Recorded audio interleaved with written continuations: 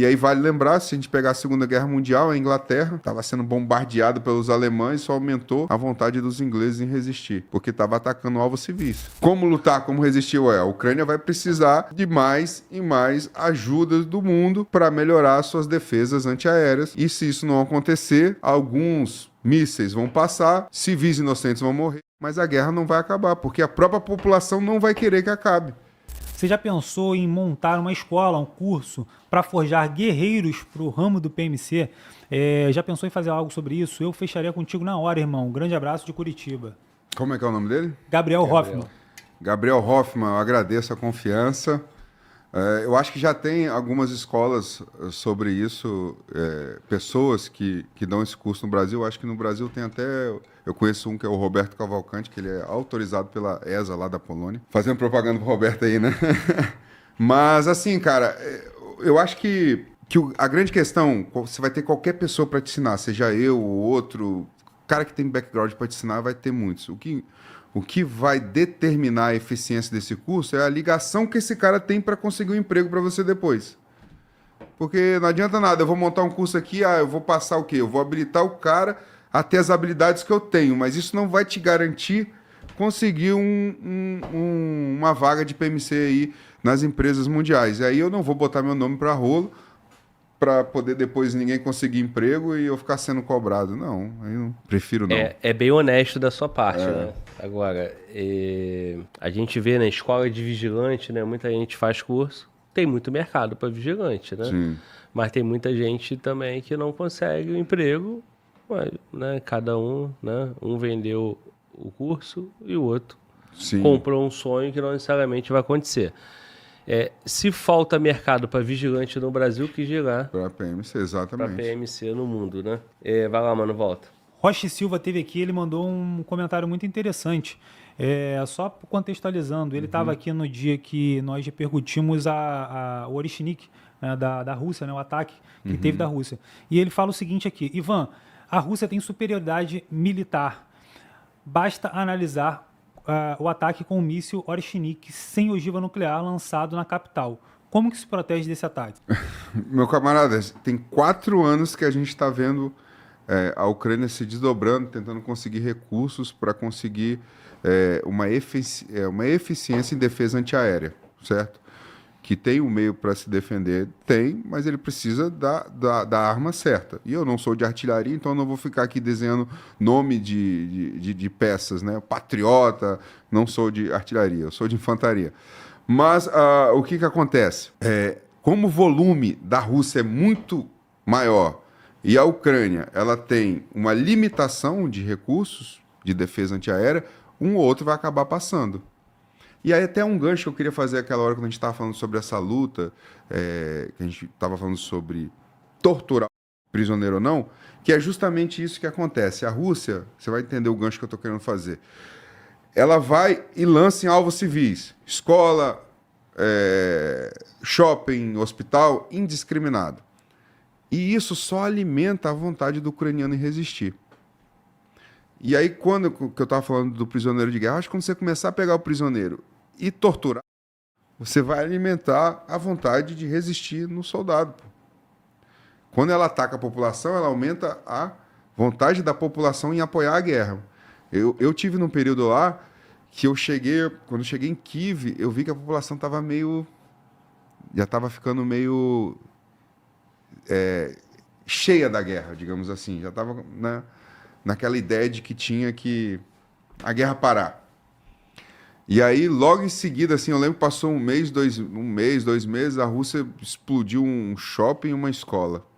Aí a opinião pública mudou completamente. Sim. Aí as pessoas voltaram a apoiar a guerra.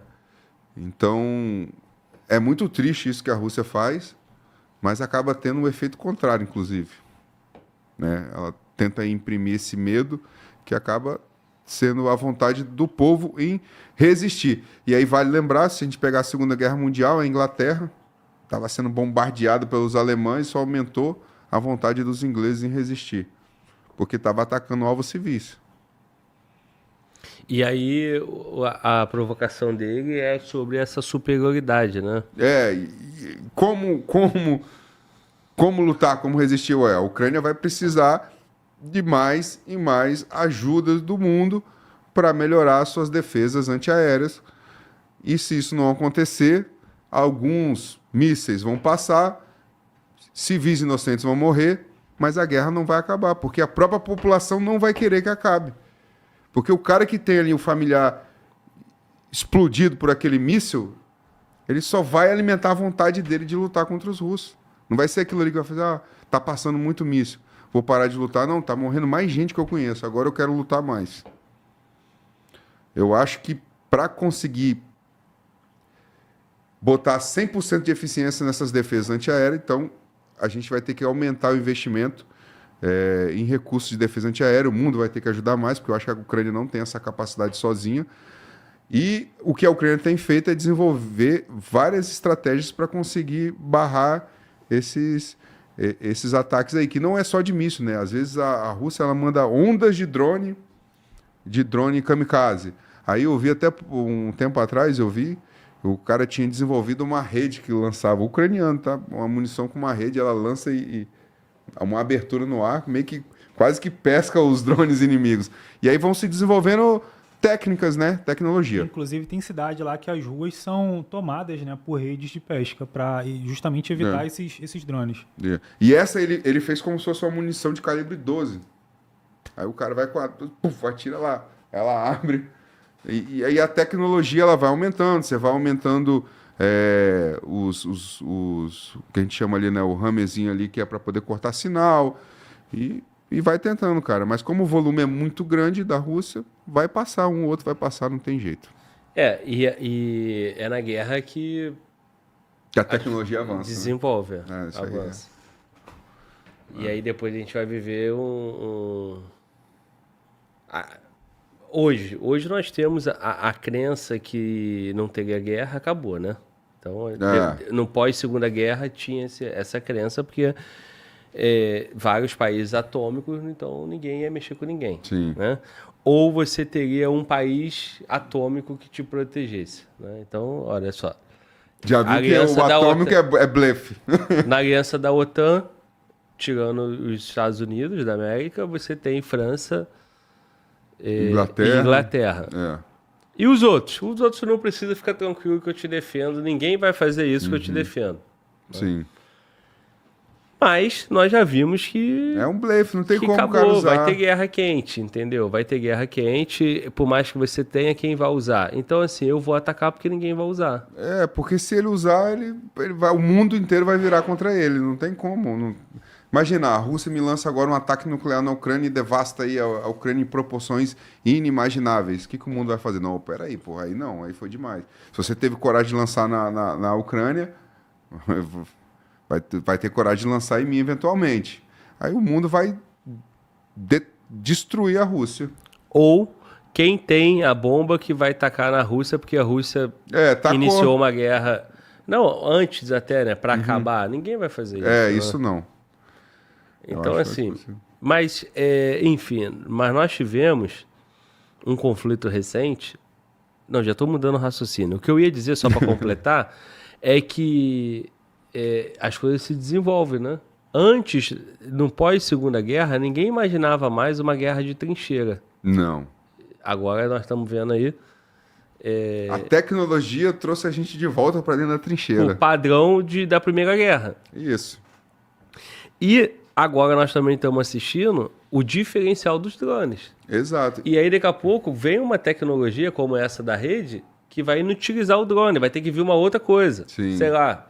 Pode falar. E aí talvez a gente consiga sair da trincheira. Porque exatamente o que faz hoje o cara se estabelecer numa posição fixa de trincheira são os drones. Porque se não tivesse os drones, a gente já está vendo a Blitzkrieg, sendo, né, que são os blindados. Só que os blindados não avançam mais, porque a infantaria, na real, a gente sempre tem a ideia de que a infantaria que ataca e toma posição. Mas pela doutrina, a cavalaria que vai antes, que são os blindados, né? A infantaria vem para consolidar. É isso que os alemães ensinaram com a Blitzkrieg. E aí hoje a doutrina da maioria dos exércitos seguem esse padrão. O primeiro elemento de combate é a cavalaria, e a infantaria ela vem para apoiar ou consolidar o que foi conquistado. E os drones acabaram com isso. Porque se você botar uma coluna de blindado, 200 blindados, você levanta 200 drones kamikaze, você acabou com bilhões em um segundo. Então, hoje os blindados, eles se escondem, e aí os homens também não podem avançar por conta dos drones, aí fica todo mundo enfiado dentro do buraco, escolhendo o melhor momento para conseguir fazer um pequeno avanço que não vai ser pego pelo drone. E isso também vai deixar o confronto muito mais extenso no tempo, né? No tempo, exatamente. Parado, né? A gente vai ter muito mais aquela coisa da linha ali e demorando muito tempo para fazer qualquer avanço, desgaste de logística, muito mais gente morrendo por artilharia, porque os combates, a tendência dos combates homem a homem é diminuir, né? Você vai ficar mais dentro da trincheira. Só quando você ver um assalto, né, de ondas humanas, que os russos fizeram alguns, e aí você vai ter perda humana por combate direto. Agora, normalmente, vai ser por artilharia. Hoje, o que mais mata, tirando ali os drones, é a artilharia. Porque as linhas, elas estão fixas, né, estáticas, e a artilharia continua batendo. Bum, bum. E em algum momento você é ferido por essa peça, por esses disparos. E o avanço, cara? Como é que o russo mais avança e domina território? Então, eu vou falar agora porque eu estava dentro da floresta, né? Eles vinham, né, algumas vezes com uma coordenação de combate boa e outras vezes simplesmente só tentavam se aproximar sem muita coordenação, quando a gente conseguia, então, rechaçá-los com mais facilidade. Mas, normalmente, eles vão saturar com artilharia. Essas posições que a minha companhia defendeu, e depois eu passei para o americano, para o Sam, que virou o comandante da companhia, depois ele foi embora, e aí sim, só que as posições foram perdidas. Qual foi o grande X da questão para se perder essas posições? A floresta naquela altura era quase inexistente, por conta da gente receber muitos disparos, inclusive a gente recebeu granada de fósforo, que é protegida, né, que você não pode usar contra a tropa, mas os russos cagaram e usaram contra a gente. Crime de guerra. Mas no final, então, as posições eram conhecidas, pouca vegetação, eles começaram a usar o que a gente chama grade. A grade é aquele caminhão que abre, vai soltando um míssil atrás do outro. Aí eles focavam numa posição, aí obliterava a posição, as posições, que não tem como você se defender daqueles mísseis de grade, então leva toda a posição a escombro e depois eles vinham e tomavam a posição. Aí você está tentando sair do meio do buraco, né? Então eles começaram a adotar essa estratégia, superioridade de artilharia. E depois a infantaria vinha. E aí, por mais que o drone conseguisse pegar uma ou outra, mas você já não tinha quase posição para defender. Ou estava todo mundo morto, ou debaixo da terra, soterrado. E aí eles conseguiram fazer esse avanço. E aí o grande problema, volto a dizer, isso pela área em que eu atuei, eu não tenho como afirmar por todo o fronte ou outras unidades. A gente não construiu uma segunda linha de combate. Porque, né, por vários motivos, a gente não construiu. Então, quando você perdeu a primeira linha, você não tinha muito para onde recuar. E aí, esse espaço até aonde você não tem para recuar, os russos podem tomar. Por isso que você tem que fazer defesas em profundidade, primeira linha, segunda linha, terceira linha, para você recuar e continuar lutando. Mas acabou que a gente não construiu essa segunda linha, e não foi por falta de tentativas de auxiliar o comando. Mas aí é por falta de recurso ou por doutrina militar? Não, é recurso também, né? Em alguns momentos eu sentia que parecia que construir uma segunda linha na cabeça do comandante era como se a gente estivesse dizendo: a gente vai perder. Entende? O que é um pensamento muito ignorante. Não, vamos ficar só com uma linha e vamos lutar até o final. Não, mas às vezes a retirada, ela é estratégica, né? Você poderia fazer milhões de coisas ali, poderia botar armadilha na primeira linha, a gente vai recuar, mas depois a gente explode essa lá de trás, né? Ou da segunda linha a gente amarrar setores de tiro nas janelas específicas, já ficar tudo pronto, tinha várias coisas para fazer que a gente poderia aproveitar caso a primeira linha caísse. Mas aí, na cabeça dele, então a gente estaria admitindo a possibilidade de queda da primeira linha. E os russos não fazem isso, né? Quando eles assumem uma posição, eles fazem primeira, segunda, terceira linha, defesas em profundidade, eles trabalham muito na linha, né, de defesa. Por isso que é difícil a Ucrânia recuperar novos territórios. E normalmente, voltando a falar, pela área em que eu atuei, só tinha a primeira linha. Você não trabalhava uma defesa em profundidade. Então, se você perde a primeira linha, a extensão que o inimigo pode tomar de você e avançar é muito grande. E aí, se você toma a primeira linha dos russos, o máximo que você vai tomar é até a segunda linha, que vai ser um espaço curto, 300 metros, 400 metros, entende? Porque eles vão se reagrupar, ele vai ter uma força de reação já nessa segunda linha, e a gente não tinha esse luxo de ter uma força de reação. Isso aí vai explicando o resultado Sim. Do confronto. Né? Agora, cara, esse conhecimento todo, cara, porque você é um combatente. Sim. Você chegou na posição de comando justamente, talvez, por essa tua capacidade estratégica, inteligência de combate. Sim. Vem da onde isso, cara? É estudando? Olha, Glauber, porque você não recebeu isso dos ucranianos. Não, então, a gente volta do Exército Brasileiro, né? Eu acho que 70% aí foi coisas que eu aprendi no Exército, vendo ao longo e tal, e estudando lá dentro também, né? Estudando. Eu sempre fui um cara que gostei de estudar. Por exemplo, a gente sabe que o oficial temporário do Exército Brasileiro ele é formado para comandar pelotão. O oficial da Academia da Mãe, ele sai formado aspirante, mas ele sai com formação de capitão para comandar a companhia. Então, os dois são aspirantes, mas um tem formação para comandar pelotão, outra companhia. Os dois vão comandar pelotão e tal, e vai seguir. E aí, às vezes, quando tinha um tenente ali que servia comigo, que era muito meu parceiro, por exemplo, aí o cara saía capitão, era tenente comigo, tinha que vir para ESAO, fazer ESAO. Aí eu ficava piruando, irmão, manda o material da ESAO aí para mim. Aí o cara mandava o material que ele estava usando lá na ESAO e eu papirava, eu ficava papirando.